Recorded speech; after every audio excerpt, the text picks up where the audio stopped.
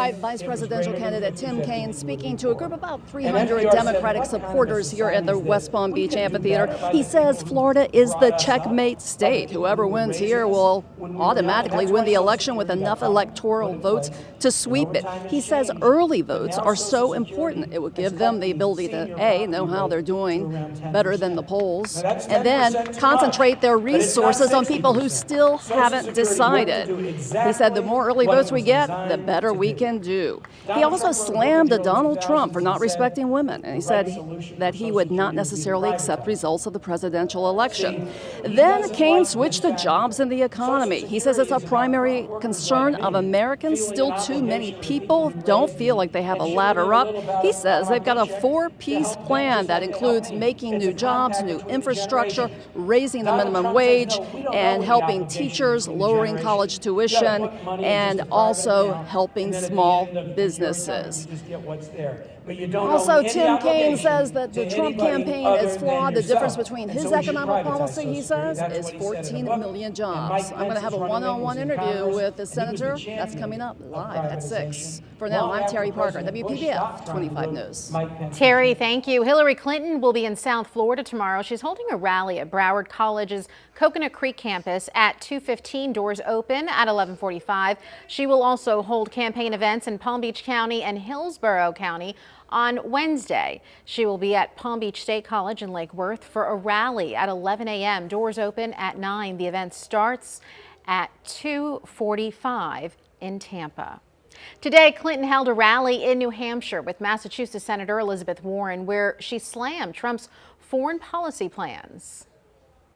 He has no plan to defeat ISIS. And just last night, he tweeted that the new effort underway to push the terrorists out of the key city of Mosul is already, and I quote, a total disaster, and that our country is, quote, looking so dumb.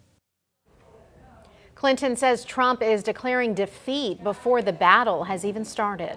A new presidential poll released within just the last hour shows Hillary Clinton leading Donald Trump by 5 percentage points. The CNN poll shows Clinton with 49% support, while Trump received 44%. A different poll has Trump in the lead. Trump leads Clinton in a new Rasmussen presidential poll by 2 percentage points. That small lead does fall within the margin of error.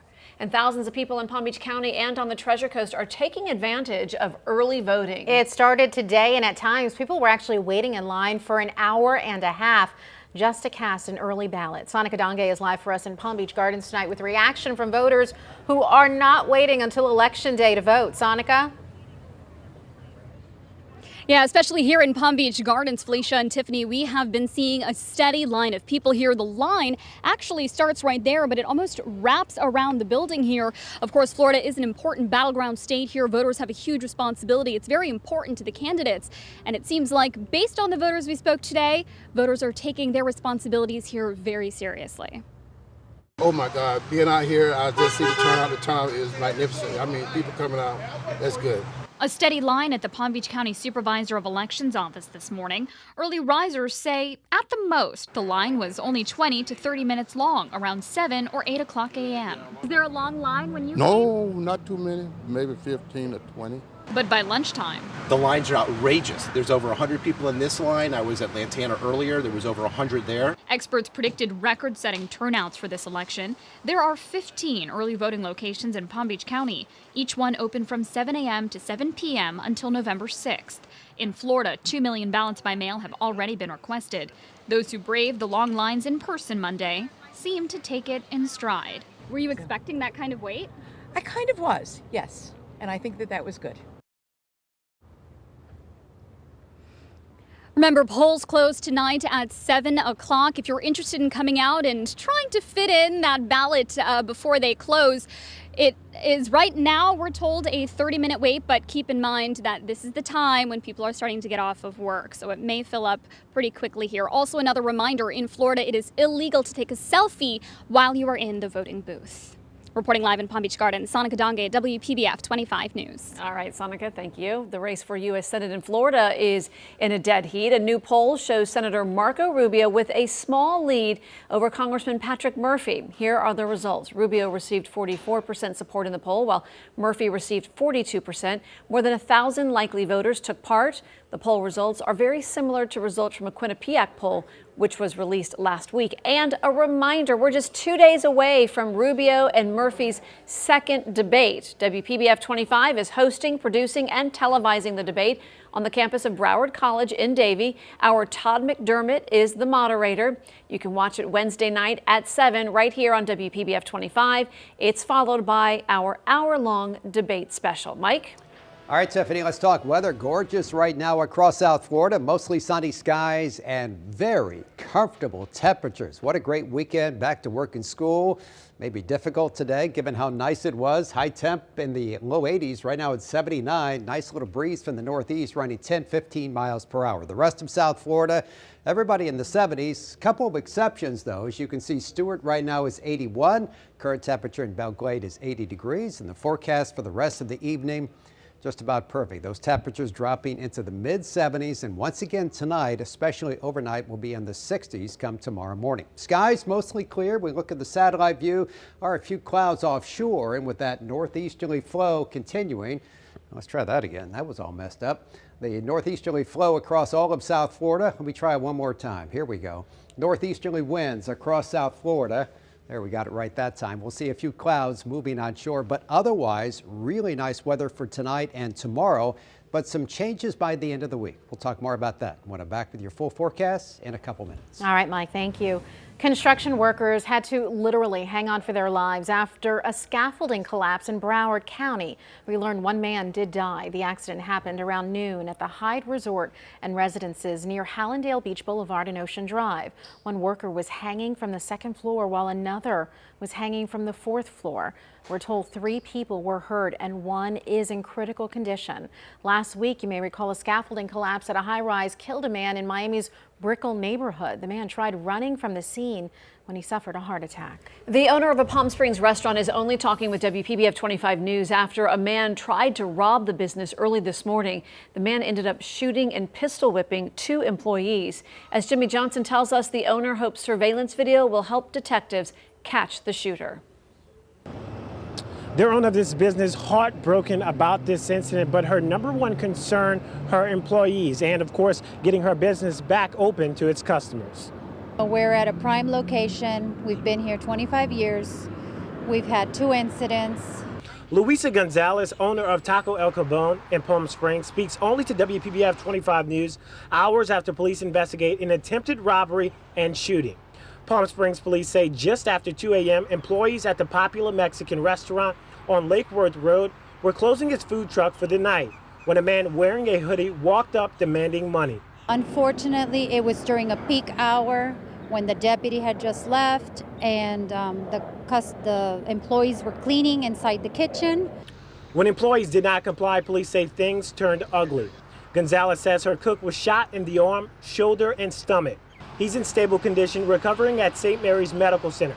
The cook's helper pistol whipped. He was released from JFK Medical Center. The good thing is that my worker's fine, which is the most important. Gonzalez now doing her part to catch the person responsible, handing over surveillance video to police.